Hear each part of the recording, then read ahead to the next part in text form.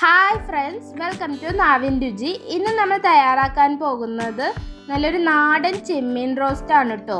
അപ്പോൾ ഇത് ഉള്ളിയോ പച്ചമുളകോ ഒന്നും തന്നെ വഴറ്റാണ്ട് ചുരുങ്ങിയ ചേരുവകൾ കൊണ്ട് എങ്ങനെ തയ്യാറാക്കാമെന്ന് നോക്കാം. അതിനായി ഞാനിവിടെ 1/2 കിലോ ചെമ്മീനാണ് കേട്ടോ എടുത്തിരിക്കുന്നത്.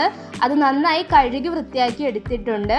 ഇനി ഇതൊരു ചട്ടിയിലേക്ക് 2 പച്ചമുളക് ചെറുതായി അരിഞ്ഞതും 15 ചെറിയുള്ളി ചതച്ചെടുത്തതും അതുപോലെ 1 ടേബിൾ സ്പൂൺ ഇഞ്ചി ചതച്ചെടുത്തതും 1 ടേബിൾ സ്പൂൺ വെളുത്തുള്ളി ചതച്ചതും ആവശ്യത്തിന് കറിവേപ്പിലയും 1/2 ടീസ്പൂൺ മഞ്ഞൾപ്പൊടിയും 1 ടീസ്പൂൺ മുളക് പൊടിയും 1/4 ടീസ്പൂൺ മല്ലിപ്പൊടിയും 1/2 ടീസ്പൂൺ പെരിഞ്ജീരകപ്പൊടിയും 1/2 ടീസ്പൂൺ കുരുമുളക് പൊടിയും ആവശ്യത്തിന് ഉപ്പും 2 ടേബിൾ സ്പൂൺ വെളിച്ചെണ്ണയും 1/4 കപ്പ് വെള്ളവും ഒഴിച്ച് നന്നായി ഒന്ന് തിരുമിയെടുക്കുക.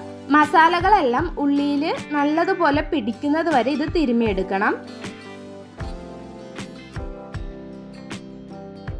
ഇനി ഇതിലേക്ക് കഴുകി വൃത്തിയാക്കി വെച്ചിരിക്കുന്ന ചെമ്മീൻ ഇട്ട് കൊടുക്കാം. ചെമ്മീനിൽ നല്ലതുപോലെ മസാല പിടിക്കുന്നത് വരെ നമുക്കിതൊന്ന് തിരുമിയെടുക്കാം. അങ്ങനെ ഇപ്പോൾ നല്ലതുപോലെ തിരുമി എടുത്തിട്ടുണ്ട്. ഇനി ഇതൊരു 10 മിനിറ്റ് റെസ്റ്റ് ചെയ്യാൻ വേണ്ടി മാറ്റി വെക്കാം. അങ്ങനെ ഇപ്പോൾ 10 മിനിറ്റ് ആയിട്ടുണ്ട്. ഇപ്പോൾ ചെമ്മീൻ നല്ലതുപോലെ മസാലയൊക്കെ പിടിച്ച് റെഡിയായി വന്നിട്ടുണ്ട്. ഇനി നമുക്കിത് നേരെ അടുപ്പിലേക്ക് വെക്കാം. എന്നിട്ട് ഇത് നല്ലതുപോലെ ഇളക്കി വേവിച്ചെടുക്കാം. ഇപ്പോൾ ഒരു 5 മിനിറ്റ് ഒക്കെ ആയപ്പോൾ തന്നെ ചെമ്മീനിൽ നിന്ന് വെള്ളമൊക്കെ നല്ലതുപോലെ റിലീസായി വന്നിട്ടുണ്ട്.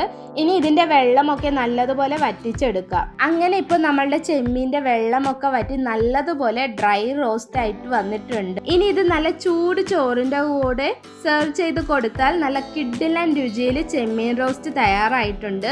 അപ്പോൾ എല്ലാവരും ട്രൈ ചെയ്ത് നോക്കുക. നിങ്ങൾക്ക് ഈ വീഡിയോ ഇഷ്ടപ്പെട്ടാൽ ലൈക്ക് ചെയ്യാനും കമൻറ്റ് ചെയ്യാനും സബ്സ്ക്രൈബ് ചെയ്യാനും മറക്കരുത്.